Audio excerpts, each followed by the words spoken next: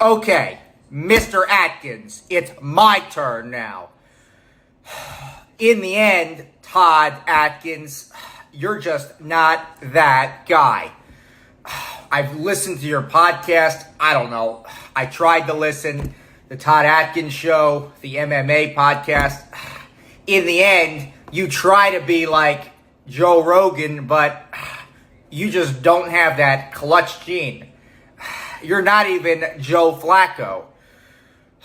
You know it, and I know it. You should spend more time focusing on Chris Paul than that guy won Jake Paul.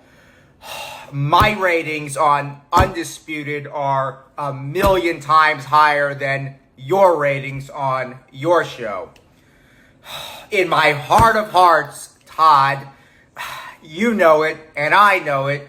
You just lack that clutch gene. You're like LeBrick James at the free throw line. You'll never be Michael Jeffrey Jordan. It's my turn now, Mr. Atkins.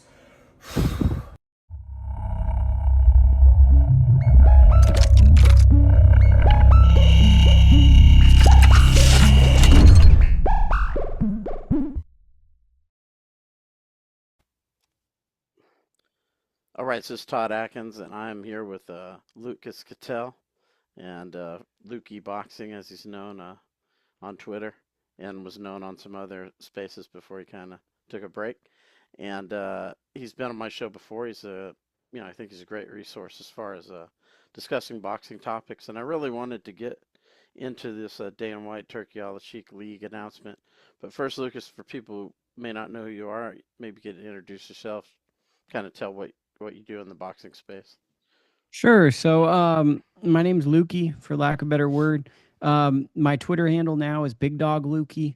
Kind of had a rough 4 months, to be honest with you. Had like a little bit of a mental breakdown of sorts. And I told myself coming back from and now I know you're like, introduce yourself, big it up, but it kind of leads to like a philosophical thing where I was like, you know what? Lukie Boxing was something I developed when I was like 23 and I was a kid just looking to have boxing opinions. So I kind of morphed into Big Dog Lukie because that's something the listeners of my podcast, the people on the YouTubes and the people that followed my career have kind of coined me that. So I kind of was like, let me come out of this place and take on the persona that the people that value, like all 5-10 people value. And I write for a big boxing website called Boxing Scene, which I think is a very credible publication that has good high standards, and it's known for producing really, really good work. So that's kind of my qualifications that I think are most interesting and a little unnecessary backstory. Now that you mentioned the magazine, maybe we'll start off with this. Turki Al-Sheikh, Dana White, Turki Al-Sheikh obviously bought Ring magazine. Maybe you could talk about that a little bit at the start, but they announced this boxing league. They're going to do their own thing. So maybe you can kind of talk about the Ring magazine thing as from a writer's perspective, him buying it, and this league that they're forming. Sure. So, I mean, I think it's a general net positive when someone's investing in media because media, as you know, is a dying landscape. So when you see people that produces credible funding to a media outlet, that's always initially good. I'm probably an eternal optimist, so I take the stance of always trying to see the good in things when it comes to media, because I believe that at some point there's just not going to be media jobs, and that goes into something for if you're interested in what I do in my private time. I have a newsletter, and it's the Lukie Boxing Substack newsletter, and this week my conversation is, what is the role of the media? Like after these fights happen, and what is the role of media in boxing? Because I was thinking about this when we were eating a Subway sandwich, me and my girlfriend, and the media to me used to be, give me some weigh-in results, give me the fight night results, give me a TV schedule. And then a real esteemed writer might give you a portrait of a fighter. But we're in a place where most fans know how to get that stuff through social media, most of that information.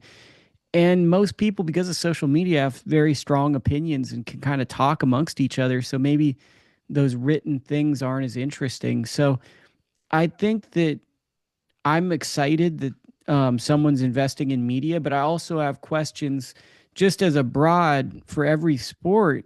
What is the role of a media member in 2025? Because I think that media is becoming more irrelevant than ever, honestly. Yeah, I think it's happening in MMA too, where a lot of the journalists from before, um, I think fans are looking to people on YouTube, and things like that. The journalist aspect isn't as important as it used to be.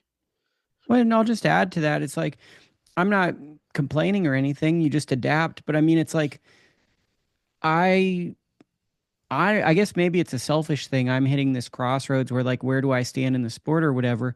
But you obviously there's a sea change, right? Boxing's changing. And then there's going to be new eyes, and there's going to be new faces, and we're in new eras. There's new distribution, and there quite possibly could be a time soon where people don't have much reading comprehension skills, and things are more multimedia. Like this is, I think, within 30 years that could be a very real thing, that it's video or bust, or it's talk or bust, and that written language is going to be further devalued.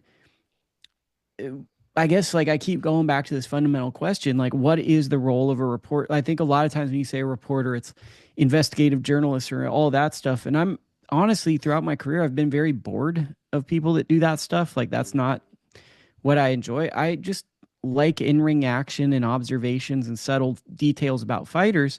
But we're getting to a point where I feel as though the promoters do as good of a job as a lot of the news outlets. So I think to set up this conversation is we have to really assess what a journalist is in 2025 in the fight sports or even sports media as a whole. What is the role of that? What do you do? What are your duties? What are your obligations? What beats do you hit for someone that has a 9 to 5 day in and day out?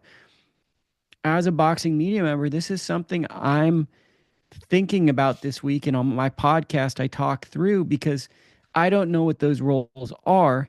So then now here's a roundabout answer to what you initially said. I have no clue what that means. I'm excited for the a big money person getting behind boxing media, but I don't even know what boxing media currently is. And this comes from someone that's not a classically trained journalist. So maybe a classically trained journalist has a standard that they set. But I personally think journalism in the fight sports and all sports is really changing quickly as we see it. Yeah, and with the guy who's forming his own league and will have his own rankings, to also have the biggest publication, although, like you were saying, the written form of things probably will be going away anyway. But to own the biggest publication and now you're controlling the rankings of your own league and you're the promoter of that league as well, do you see that as kind of a conflict or no?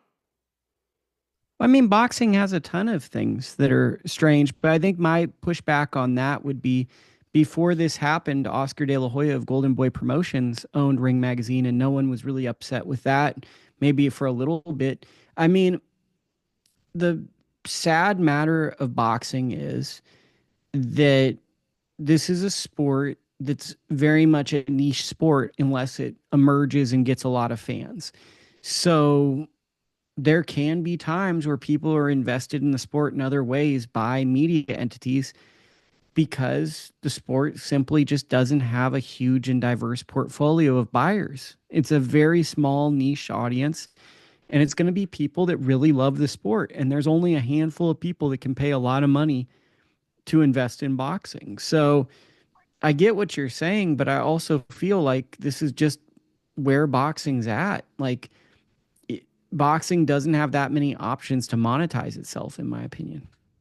Yeah, let's talk a little bit about what was out there before Turkey and Dana decided to get into this. So you have like all these different organizations, WBC, IBF, et cetera, et cetera, et cetera.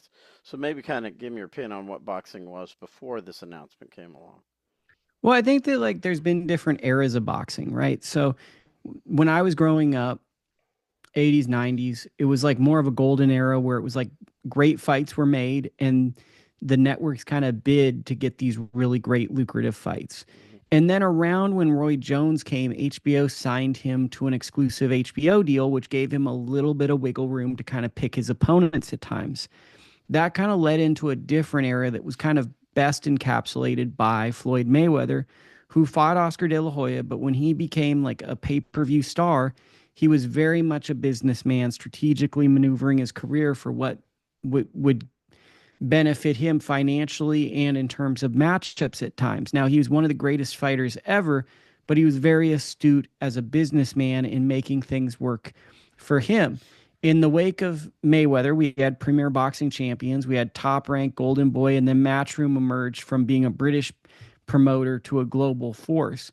And then what we saw really at the end of the last decade was promoters align with networks. So now networks were seen as this network will carry this promoter's fights, which I think that has been troubling for boxing, right? Because I don't know how it is in MMA where if MMA companies have network deals, but now the networks don't, I assume, don't have as much of a voice in the matchmaking. Sometimes you now have a promoter that has a lot of say on making, I don't know, let's throw out an arbitrary number like 54 fights a year.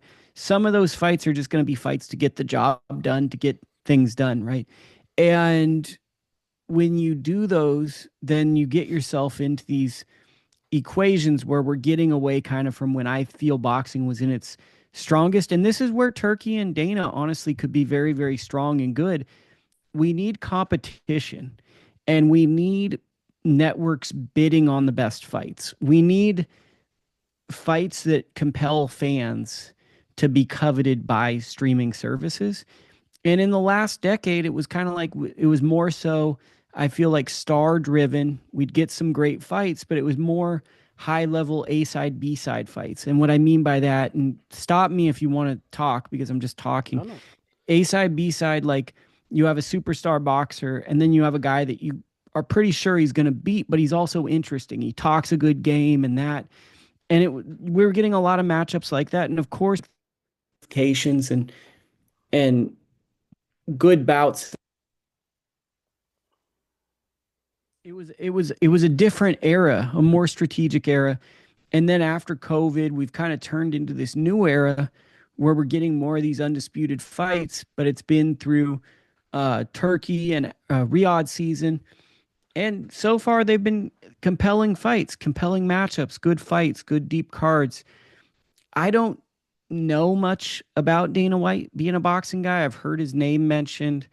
I've heard people bring up his like reputation with fighters, but I watched MMA fights, right? The GSP, the Anderson Silvas. I think I watched some of Connor and then I was out, but I never got into it deeply. So I never understood the business of it or anything. I just tuned in to see a great fight. And I think that's sometimes my weakness in this type of stuff is I'm a fight guy. I'm not really a businessman. So the business of boxing has always been the most unfascinating part of it to me. So that's kind of, I don't know if I answered your question, but that's kind of where I stand. Well, I think, from Dana White's perspective, the history of the UFC, I think when they took it over, their approach was more like, one, let's lock up fighters so they can't go elsewhere. And two, let's eliminate the competition over time by either running them out of business or buying them, weakening them to the point where we could purchase them. They purchased Strike Force, they purchased Pride FC, they purchased WC. I think they purchased one other, but they were basically to where it was only them. Now, there's a ton of regional MMA shows now, tons, but none that have any chance of rising to the level of the UFC. So I think their approach is a little bit different than what you've seen in boxing, where you have like different promote Matchroom, Golden Boy, etc., etc. They're more like, let's get rid of these if we can. And I think that they might do some of that. Turkey and Dana them, but I think what I was telling you is I think still Turkey's going to be in control. It's a lot of his money involved here. I don't think he's just going to say, Dana, do whatever you want with my cash.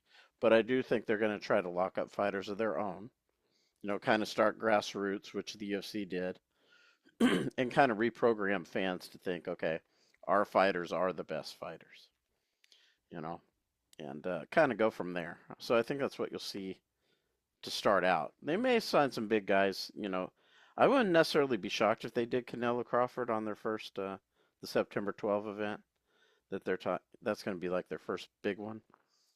Um, they are doing one in Times Square, but that's free. They aren't charging anybody. But I wouldn't be surprised if Canelo Crawford headlines the September 12th show, but I don't think they would be able to lock either one of those guys into a contract. Yeah, I don't really know the distinction between the cards fully. It's obviously going to be a big fight when it happens. But like I guess the thing that I look at is like I get it what you're saying lock fighters up, but I mean that's boxing 101, right? You want to get interesting, compelling champions and you want to get them under contract so you can promote them, tell their stories, build them, but you also they can't just leave you when they have leverage to leave. So I mean that's why I'm so conflicted on this is it's a shock to the boxing world because I think that for most boxing fans, Dana White for so long was just kind of crapping on boxing, and now he's going to be a person in the boxing landscape. But I really like I it's a very like boxing's unregulated capitalism. So all it is, it's a very simple metric of like how many fighters can you either build up from scratch or can you sign and give them equitable partnerships or deals that they deem fair and then put on shows. So fair is only what you can negotiate. And I don't, as of right now, see them much different than any other big promoter for the most part, just because I feel like most promoters are trying to sign as many acclaimed fighters as possible and put on as many shows. I think the one thing that I'm wondering about is where do the middle class of boxing go? The prospects that aren't blue chip, top Olympians, Keyshawn Davis, fast track, Vasil Lomachenko, Shakur Stevenson. Where do guys who are not going to be moved quickly? How do they get developed? Do they fight on these undercards? Is there special shows for them? Because that's more so what I'm wondering is the top of the sport, I'm pretty sure they can put on good matchups and compel people and whatever happens, happens. But I am interested in that developmental and the grassroots level of how do you build up young fighters because there are a lot of young fighters who go on to be champions like Daniel Roman who needed a Thompson boxing and a developmental circuit to get to that point. Yeah, it's I mean, they've already dealt with one guy, Callum Walsh. I don't know if you're familiar with him from Ireland, and they've done a few fights for him. Kind of like a developmental thing, and I'm sure he'll be part of their league, no doubt about it. But Dana White was promoting him on his Fight Pass, the UFC Fight Yeah, Pass. so he's part of 360 Promotions, and Tom Loeffler is promotes him with 360, and he's on UFC Fight Pass. And Charles Bossecker is a matchmaker, and he's a very good matchmaker. And they've all kind of had a partnership, and I view that more as Dana just really enjoys the way Callum fights. But as far as I know, I don't know if there's a deal in place. I know that's mostly Tom Loeffler and 360 Promotions, which is on UFC Fight Pass. So who knows what that deal is? But that's more so like a promoter that used to have an HBO deal, had Chocolatito and the Superflies, and at time like they came out of the Golovkin era. So I wouldn't fully say that that's what I expect. Like I'd expect if they sign someone, it would be like a real blue chipper. Maybe Callum moves over, but I for Callum, I'll give the credit to 360 Promotions because I think they've done a lot of heavy lifting to get him to that point. Yeah, but I think what they had said at least is that they were going to they'd have some super fights, but at first it's going to be more of a developmental process. Well, I'd love that because those are the like my favorite cards in boxing. And I could talk until you're green in the face about these type of cards. I could talk to you about Dimitri Salida's Big Time Boxing USA. I could talk to you about the Pro Box TV card that I'm super excited about. That's going to be Aaron. That's got a great main event of Arnold Kaegi versus Joet Gonzalez. The 360 Hollywood Fight Night cards. I love those. Like I was telling someone the other day, I'm getting less and less interested in these big fights, and I love these grassroots, smaller cards that develop fighters. So if it turns into that, then I will be ecstatic because I would love to see a developmental series that gets some bucks behind it that makes competitive and even matchups. Yeah, I was a big fan of the HBO, kind of they had a big stable of people that they could get on the network. And you could watch guys from every weight class, all kinds of prospects and, champions. And they put together a lot of amazing fights over the years. And if they could do something like that, that would be, I because mean, it's what like, I'm hoping for is like storytelling, right? Because that's why I think UFC did really amazing when they first came out was like they'd get a guy like BJ Penn and he's a great fighter, but they do things where he's like under the water and he's lifting rocks up and they're making creative like imageries that like people almost like mini Rocky movies. Like they were really good at encapsulating unique training situations or capturing moments. Like Ronda Rousey had the do nothing B word moment. And they kind of had these great organic stories that would flow from the pre-fight excitement clips, kind of like what Floyd Mayweather and Oscar De La Hoya did, where you get excited to the buildup that the fights even it might be a letdown compared to the video packages because they were like little short movies. I think that if you could do that in boxing with that same craft and care, that would be a huge help to the sport because I think that that's where the UFC really did a great job is they like George St. Pierre I go back to he was one of the guys I always watched his fights and he's not really a compelling personality but they'd put him on the gymnastics thing and they'd have him doing a somersault and he'd show you that he's eating like a shark pill or something I forget what he was taking something and it was interesting. You find yourself at the health market and you're like, what was the GSP pill? I just want to look at it. What was that nutrient? And they did a great job at focusing in on people's nuances. And I think boxing as a whole tends to be like, let's just throw some fights out here and then eventually the story will come out. And that's what boxing has been missing really since HBO. yeah, I also think UFC does a great job at their pacing.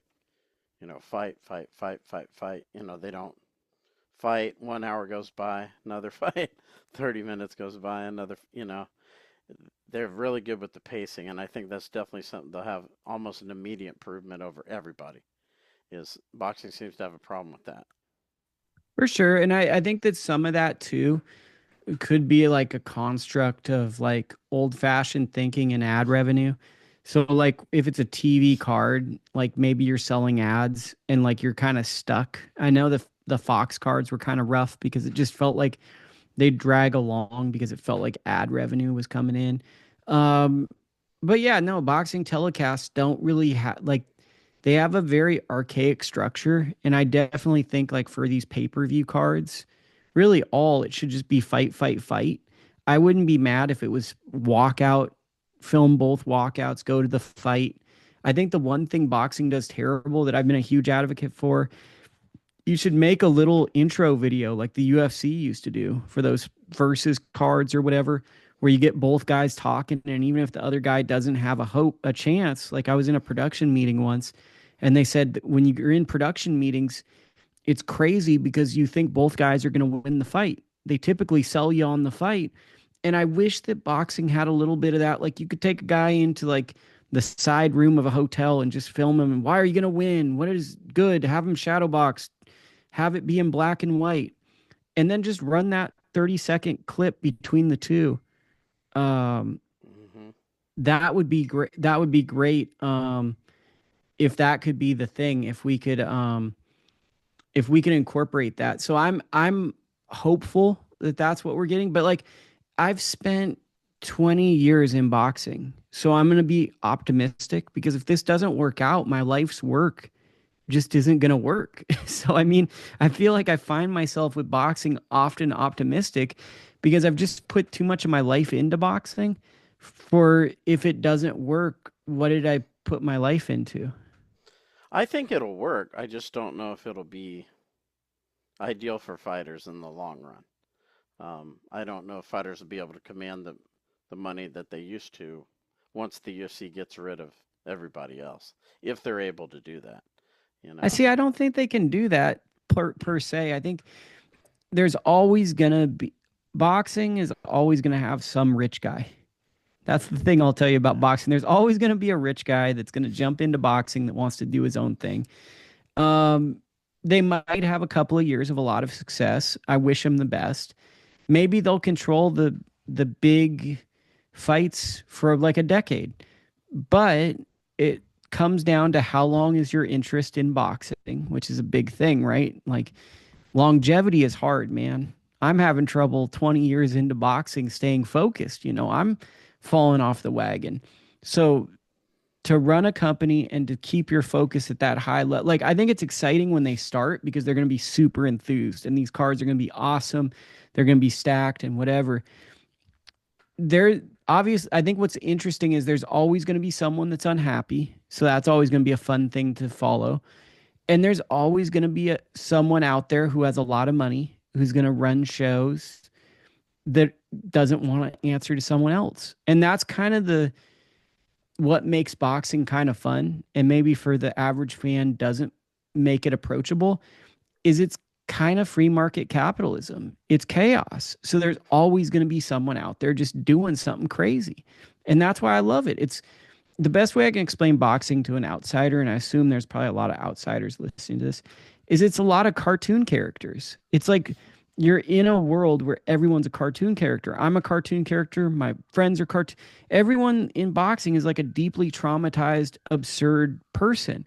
And that's what I love about it is it's a band of misfits. So though they might have success getting the biggest fights, there's always going to be a developmental circuit that's running. And I think that maybe that's there in MMA, but I don't think that it's as strong as in boxing. There's like a cultural, it's ingrained in people to watch these small shows as opposed to just being the big shows. I think UFC's doing some of that because they got like Dana White's Contender Series, and they sign a lot of fighters from that. They got the LFA promotion, which is they have several promotions that are linked to them. LFA, CFFC, I think, is another one. They have a few, and kind of like Farm League, so to speak. And then you have Dana White's Contender Series. So they have a number of shows where the promoters are also managers of a lot of these fighters. So once they get into the UFC, they're the manager also. So they're Oh, that's kind of interesting they kind because of do the that's bidding of the UFC, so to speak. yeah, that's an interesting dynamic. I've never experienced that per se yet in boxing, but that's something I'll watch for. Um, I have trouble because boxing's like I always call boxing a a word sport, and it's just a sport where people don't want to work together. It's prideful, it's spiteful. People really don't work together, and it's why a lot of big fights didn't happen in the past. So I just have trouble unless a bunch of companies get bought out seeing that happening because it's just a sport that's kind of built on grudges. It's grudges and pride. And I have trouble seeing anyone fully take over. But at the same time, maybe I'm the old guard. Maybe I don't know. Maybe I don't know. And I'm willing. That's why I'm keeping an open mind because nothing about the last 2 years has made sense to me, but I've enjoyed it.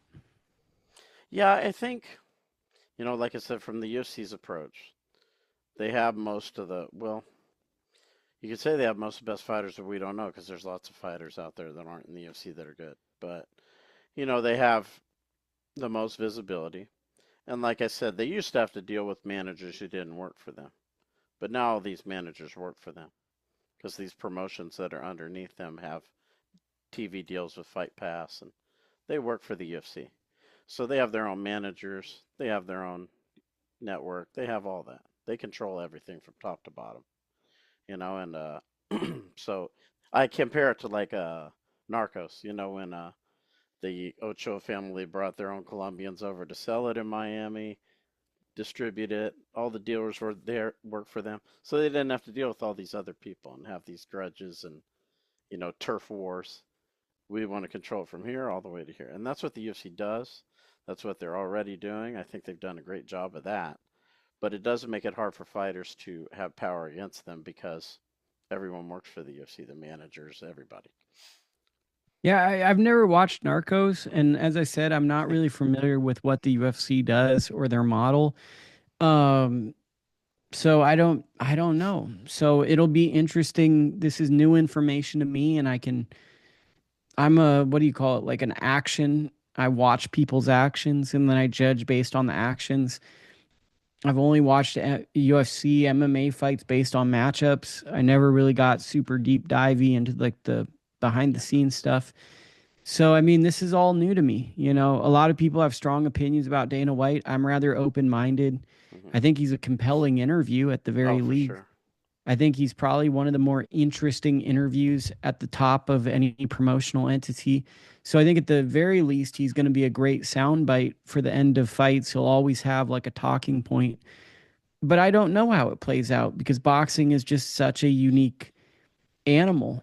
And it's also so much different than MMA, where MMA was basically a sport that I think was barely sanctioned and not really monitored or regulated 20 years ago when I came in. I remember a year before I started covering boxing, I was going to a video store, Real Video or something of that nature, and I could rent UFC videos and we'd rent them, Hmm. and we didn't know that there was a main event, so we thought it was a mixtape. So we would watch a few fights and we'd never make it to the end of the fight card. But I remember it was just kind of like a novelty thing. Hmm. Okay, here's like Phil Baroni's on this one. I remember Phil Baroni because he's the New York badass. So I He's remember in Phil prison in Baroni. Mexico. Did you know that? He killed a I woman. I He did not know. murdered his girlfriend in Mexico, and this was a few years ago, and he's been in prison ever since. Well, we just took a morbid turn unintentionally, but I Yeah. remembered that we'd watch the fights, but I kind of viewed it as like, I wouldn't say like exhibition, but at the time it was kind of like a speakeasy. Like the results weren't even easy to get. I remember Right. that same video had Tank Abbott versus Cabbage Correa, and it Hmm. was like a weird stoppage, and Cabbage danced. And then I remember I wanted to see the result for the sequel.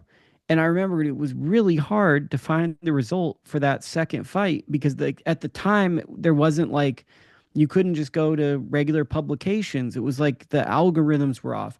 So the one thing I wonder is when Dana came into the UFC, it was a developing sport, and I think he did a great job at bringing the right people on and getting it to where it's at. That's a phenomenal job. But boxing's established and it has a lot of old school guys in place. Right. And I think that's a little different than what the UFC faced, where it was more the Wild West. So I'm curious to see how they go about it because this is like an established system.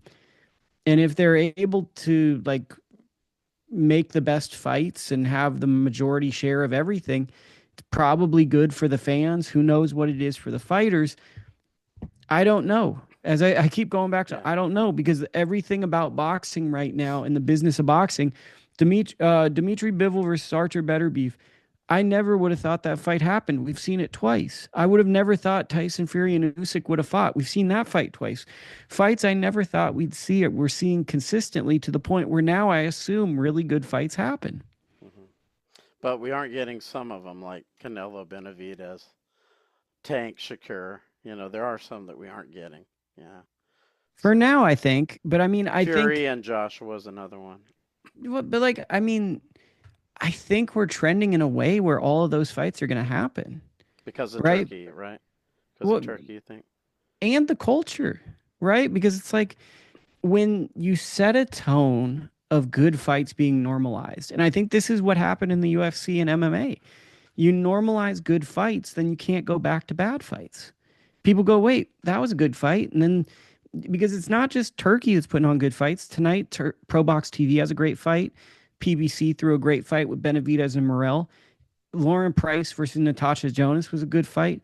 It seems like every week lately we're getting good fights consistently. And I think that's because when you set the standard of good fights, if you don't put on a good fight, people don't watch. So I think that those fights are going to happen because the fans aren't dumb. So if you don't take these fights that they're interested in, they're simply just not going to pay for your pay per view or they're not going to tune in. And that's going to affect your revenue because they're going to cost you money, whether at the live gate, whether at the watching it, the social media impressions won't be the same. So I think that there's a culture shift in boxing that Turkey's a big part of. In which, and I also would like to say Gary Jonas of Pro Box TV is a big part of this. That, and he doesn't get enough credit. And that Gary's a revolutionary. That when he came out with Pro Box TV, he set the standard of 50-50 fights. I'm going to build a company on 50-50 fights. And I can't even tell you how many years, maybe 2021 or so, um, something of that nature. He's been making great fights. Oh, he's been making great fights. So I think there's a culture shift between Pro Box TV and Turkey and now probably Dana and some of the PBC, and obviously Brad Goodman, Bruce Trampler at Top Rank are great matchmakers. We're seeing good fights be normalized in boxing. But do you think they'll work together or against each other? Well, that's $1 million question, right? And I'm not a millionaire, so I don't have the answer to that one. But I'm probably gonna give you like the answers no one wants to hear, right? I'm gonna be a politician, but I don't know because I go back to the thing. Nothing about boxing makes sense. If this was 3 to 4 years ago, I'd give you an arrogant, smartest guy in the room take. The whole playbook of boxing is being burned up right now. And that's what's kind of fun about it, right? Is that super insider people, know-it-alls, we don't know what's going on. And it's kind of delightful because anything can happen in terms of matchups and all of that stuff. Yeah, it's interesting. I think in the long term the fans will win because, like I said, the UFC is going to give them. They're going to get a lot of good fighters, and they're going to develop their own, and those guys will fight each other because they'll be able to get them to fight each other. So that part, I think the fans will win for sure. The fighters, I'm not so sure, but we'll see. Yeah, What interests me know. is what I just asked you, how these other ones are going to Well, I mean, like most valuable navigate what's going promotions, on. Jake Paul is gonna do great. Like Jake Paul is gonna fight really interesting opponents and break records, and Jake's gonna develop good fighters. So MVP is gonna do fine. Matchroom has a great core base in England, and they have a solid roster of fighters, and they run really good shows. They might work in at some point to this, but they have a really good show. Queensberry, Frank Warren's promotion, has a really good roster. They run really good shows, so like they're going to be fine. PBC, they're running good shows, but they're not running them as often. That might be one to watch. Golden Boy, they're running shows, but they're also not running a ton of shows. That might be something to watch. But then they have a great developmental circuit. They had a developmental show on Thursday. So I think it's fun to watch these things. But for me, more so, I think what I like is it's a great economy of riches for the fans currently because you're getting great competitive fights. And I think the competitive market is actually driving up the price for some of these fights to the point where fighters are actually getting some good paydays, Yeah. And also I think it gives UFC some flexibility because they have fighters of their own already that they can put into some of these boxing matches if they want. Because I know like Usyk challenged Alex Pereira, who's fighting tonight, and that kind of came out of nowhere. He hadn't been challenging him at all. And, he just dropped his name, and people were like, what? And don't get Yeah. mad at me. I don't know who he is, and I'm sure he's really good. Alex Pereira's a champion, a light heavyweight.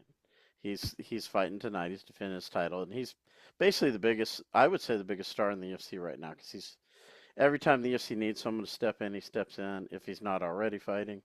So he's been super busy. He's won, he knocks out all of his opponents pretty much. He's got a tough fight on his hands tonight because he's fighting a guy who's a really good wrestler. He's a kickboxing champion. He came from, the world of like Glory, stand-up fighting, and he was a champion in that too. So he has skyrocketed in the UFC.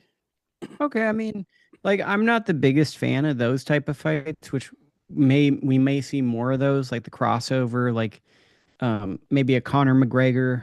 I doubt he's in his prime anymore, but like just getting the name out and putting him in a boxing match with someone I could see possibly happening. But it's interesting, right? Like because I think that the topic of this conversation is about stardom and how people can go to that next level and raise the profile of the sport of boxing, which hasn't been big. And I think that at a grassroots level, like I keep saying at Pro Box TV, they're making these 50-50 fights, guys like Angelo Leo getting to a world title shot. Tonight we got a fight that could lead to a title fight. And then with this interesting collaboration with Turkey and Dana, you have a chance where you can just get regular boxers like Usyk who are deserve a lot of attention and deserve to be idols of fans and people that watch all sports. Now they're getting crossover mentions, you know? So I think in a perfect world that is what this is that it becomes one of the big pillars of boxing, and it propels the sport forward and makes fighters more accessible, because I think over the last probably since Floyd and Manny retired, we've had Canelo, but we've really had a lot of dudes who'd never really transitioned to making fans of every sport, you know? And I guess the UFC is probably like that since McGregor. I can't really think of someone from the UFC that's really come across my table where I'm like, man, I got to see that guy. Maybe it's just a modern thing. Maybe we are on our phones too much and we're in our own world, so it's harder to develop a guy like that. But I do think that with Dana and Turkey, guys' profiles can raise, and that is exciting for me. Basically, because I mean, over half of my boxing life, I've been basically just talking to boxing people, and it's kind of like know-it-all conversations where they're saying, "Hey, I know this," and then you get corrected. No, I really know that, and it would be kind of nice if John the janitor or Tom the accountant came up to you and asked you about a fight, and they're actually knowledgeable and they really enjoy it. It feels like we've gone to kind of like a nerdy super fan is the only boxing person we have, whether they're a trainer or whatever, as opposed to the regular average person who just has kind of looked at boxing and said the sport is kind of not what I used to enjoy. Have you seen Power Slap at all? I watched it once. It's just not my thing. Yeah, I wanted to ask your opinion about it. That's another Dana White offshoot. I don't know what do you call those spin-offs? What do you think about that one? I mean, it's marketed really well. Like they did the thing, like they did all the things I'm excited about. They told stories and it was compelling and it was exciting and I'm like, wow, this is interesting. But I mean, I'm not as interested in a I so let me preface it. I don't like role playing video games because you couldn't attack someone. You had to take turns. Like I couldn't get into those games. They'd be like, play Final Fantasy VII, bro. I'd be like, okay. I was out in the middle because like I didn't want to take turns with doing attacks. I want to attack and be fluid. So the concept of, and there's a point to this, the concept of you taking a shot and you not having any defense to respond to it, it's just not interesting to me. Innately, I want to see a sport where so I don't know. I'm sure there's probably, and it's no, if you like it, cool, go for it. For me, defense is just as much of the art of combat as offense. So I need the defense to go hand in hand. Yeah, and the other thing, I don't feel like it's very nuanced. You know, I'm going to see somebody get slapped, and they're either going to fall or not. You know, I mean, the thing and that if they get to the end of the match, maybe one of their faces will look really swollen, or both of them. But other than that, that's what I'm going to see. The next match, it's going to be the same thing. One of them's going to fall or not. Next match, one of them's going to fall or not. And that's just all it is. Well, what I will say is that they did a good job. Is they're like, okay, this guy is a former alcoholic. He was living in his flatbed truck, and now he found his calling and he's a slap boxer. And then they show him doing like some pull ups and stuff. And you're like, okay, I'm kind of interested. And then they show the other guy and he's a bar bouncer, and yeah, you're kind of invested. And then it happens, and I'm just like, I'm just not interested. But they have me up until that point, which makes me optimistic on the application to boxing, which I do enjoy. So, I mean, just the sport itself, like you summer, I mean, I never even thought about it that deeply. It's just when it happened, I just kind of couldn't get over the fact that you can't try to block the shot. Like it just that I was just like, wait, you're just gonna take it to the chin. That's a little strange to me. But I love the production. I even love the way they film it. I think that the UFC does a lot of things right in terms of production because I think they have deep conversations that a lot of telecasts don't have, where they light things up well and they make a great, compelling product. I go back to like my favorite telecast, Pro Box TV. It's an awesome looking event. You know, I went to something called AEW with my mom this week. It's pro wrestling, and neither one of us watch it. But when I was a kid, I watched it with like Roddy Piper and Sergeant Slaughter and stuff. And it was a pretty neat production. Now, keep in mind, like I went there and like the real fans were passionate, and they're like, I'd be like, I like the bald guy. And people are like, that's so and so, and I'm like, I don't watch it. And then like I'd be like this guy in the or he's a bad guy, but I loved watching the care and craft they put to coloring the lights for the ring, and the thought that goes into walking out, and how there's these certain screens and the performative nature. And I think that with in the slap league, there's a level of that performative nature from the production to the athletes that boxing simply doesn't have. I think that's my gripe with boxing is a lot of times the production leaves a lot to be desired for one reason or another, and there's never a real deep conversation of how can we evolve, at least to me. Like, who can we bring in? Like, I'm always saying, bring in John Pullman. If I were running a show, bring Pullman. He's a young coach. He's always fascinating to interview. Let's bring in Pullman. And then like find somebody else or something. Like the 360 with UFC. I like the telecast because it's a guy named TJ DeSantos, who I have no clue who he is, but he's competent. And they got who the hell is the girl? Pearl Gonzalez. So at least that's different, right? The problem with boxing telecasts, and maybe I'll shut my yapper after this, is you get the same people kind of over and over. So I think that when you see a telecast, you should identify the telecast from the production to the broadcast team. Pro Box TV, once again, Chris Algieri, Jimmy Smith, and Paulie Malignaggi. You see them on the English broadcast and you see the production, you immediately think that. If you were to reuse those people or even that same crew, my mind would still go to Pro Box TV. But oftentimes you see upshoot companies reuse people from other networks. And I think that there's just not a lot of thought that goes into boxing's production at times at some level. I think it's just who is competent, who's done this before, how, like, are they willing to do it? Okay, they could do it. And there's not a lot of thought of like who's an interesting emerging voice that could really propel a telecast, and what's the best lighting environment? What's the best way to make this person seem larger than life? So I think that with things like Slap and UFC, and now with Turkey and Dana entering, there's elements for those conversations to potentially be had. And the idea that Kellerman and Lampley potentially could be coming back to boxing, I mean, that's delightful. If we get them back with good fights, that's a step in the right direction. Yeah, I always like Lampley in boxing. I know some people don't. Everyone's gonna have their own flavors, but I've always liked him as a boxing, uh, you know, color commentator, whatever you want to call him. Yeah, he's great. He's great. He's the best. And you talk to the real guys and they're all like, yeah, Lampley's the best. So, it's going to be good. I just think that like I'm not well informed on this issue. I'm a boxing guy. I can talk your ear off about matchups and fights, but I'm not a business guy. I don't have an MBA, and I'm not a big Financial Times reader, and I don't really know what this does. Like, if I were better at predicting the future, I definitely wouldn't be doing probably what I'm doing right now, right? So I'm not the best long-term forecaster of things. So I'm just gonna sit and see how it plays out. I think you touched on a lot of interesting things, though. The production aspect.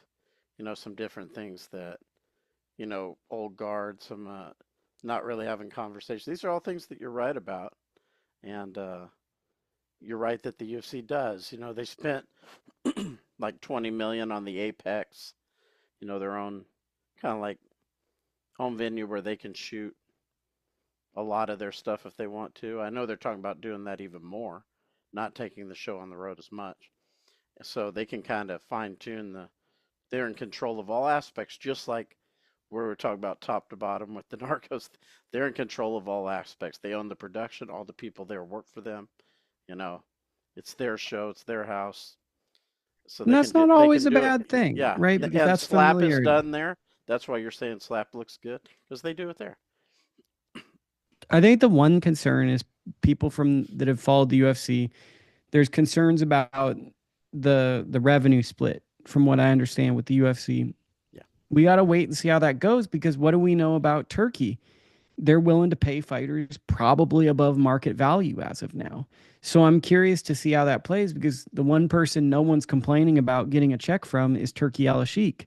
So that's an interesting thing, because when people say that, okay, what I don't really understand the thing there, but the one thing I do know is when they've released purses for fighters on some of these cards that are Riyadh season, some guys are getting paid probably more than their market value. So I'm curious how that evolves. Yeah, that'll be interesting. That's something we kind of talked about at first, is who will have the most say so. If it's Dana, he'll probably bring it down. If it's Turkey, maybe he'll just do whatever he wants and say, you What it promote it could, and I'm going to do whatever I want as far as the money goes. Yeah. I mean, I could be the internal optimist, but it could, see, this is how crazy it is now. It could change the UFC model, because this model could bring changes to the UFC. So I don't know enough about the UFC, but I just don't feel like we know anything anymore. I feel like the whole boxing, I feel like we're at a reset. Like everything before these last 2 years is going to be ancient history in 5 years. And it's just, we're at a time where boxing is completely resetting, and it's going to be a new era. It's going to be a completely different thing in 5 years. Yeah, it's fascinating. I think it's a great thing to sign off on. I want to give you some time to kind of tell people where they can find your work, maybe something cool you're working on. Okay. You can find me on Boxing Scene. I've got a newsletter. Um, it's I got a Twitter handle, Big Dog Lukie. It's the Twitter newsletter, lukieboxing.substack.com. I ramble, so I went away from written word. I have a little bit of written word on there, but I mostly just do podcast, like 30-minute rants. Um, just to sell you on it. It's completely free now. I took down the paywall, so everyone has access. You get a boxing schedule for the week, so you get like kind of a schedule, and I try to get one or two guests who are experts to break that down. I do a recap with my buddy Dakota, which is also on my YouTube channel, Lukie Boxing. Um, so we do Sunday podcast reaction to the fights and stuff, and I do a rant, which is my recap. I'm probably going to record it tonight if I don't irritate my girlfriend too much, where I just pick a topic that I think about. For this week, I haven't recorded it yet, but it's going to be about what is the role of the media.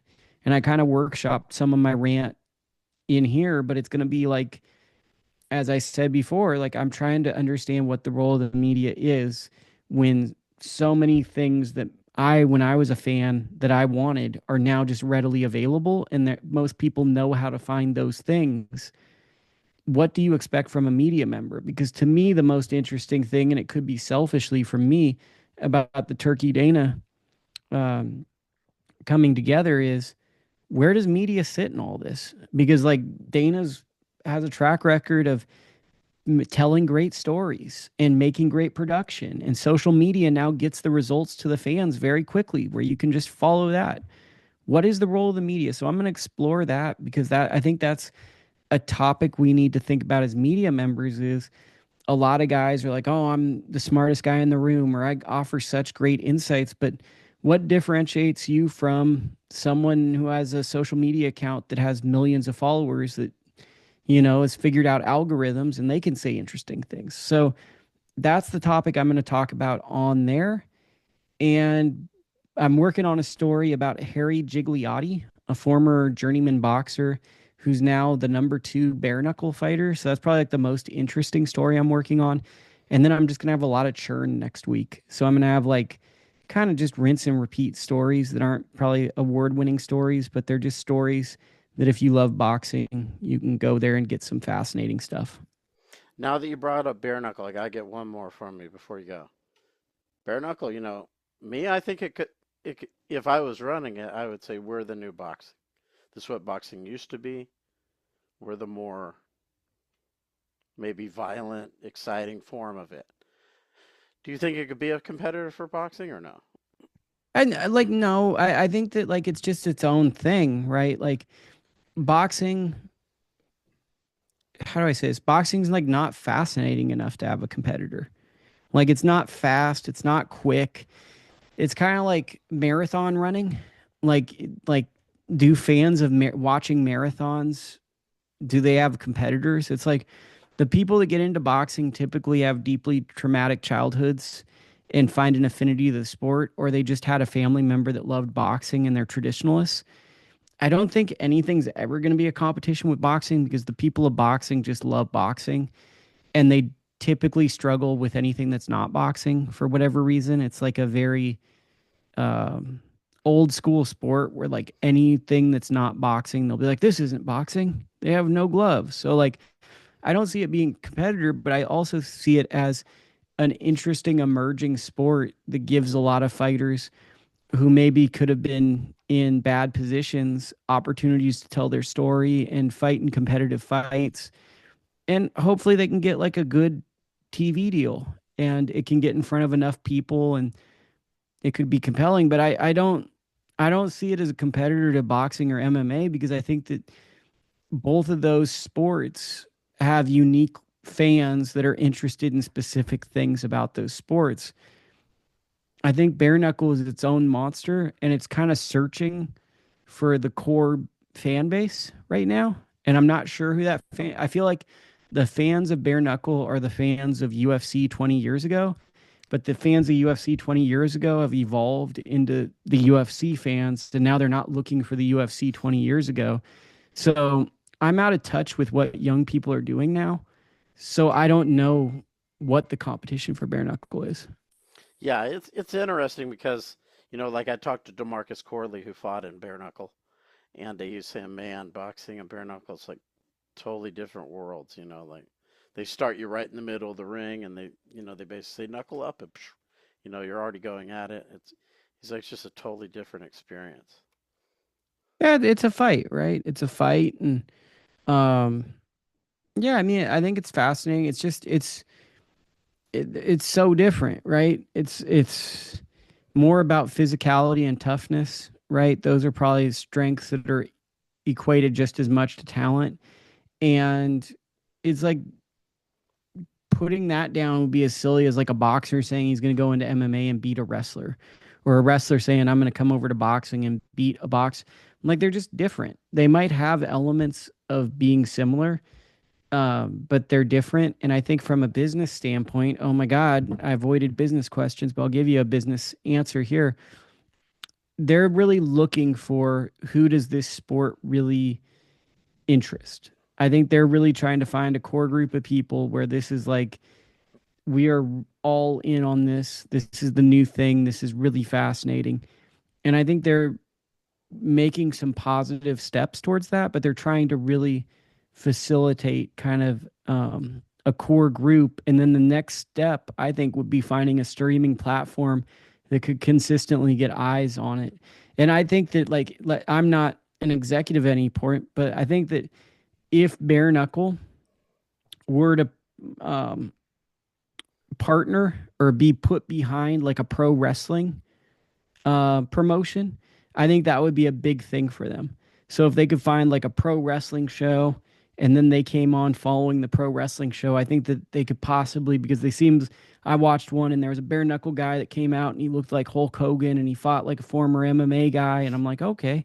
So if you had some of that crossover, I think that it could really evolve into something because it feels like a a very pro wrestling antics based thing that's very violent and aggressive. So I think that like a way where they can merge with pro wrestling in some capacity is probably their best growth strategy. Not that anyone cares. Yeah. Awesome stuff, Luke. I know you got stuff going on tonight. I can't thank you enough for taking the time, bringing me back to when I last had you on my show. You're always real insightful about, stuff and great guests.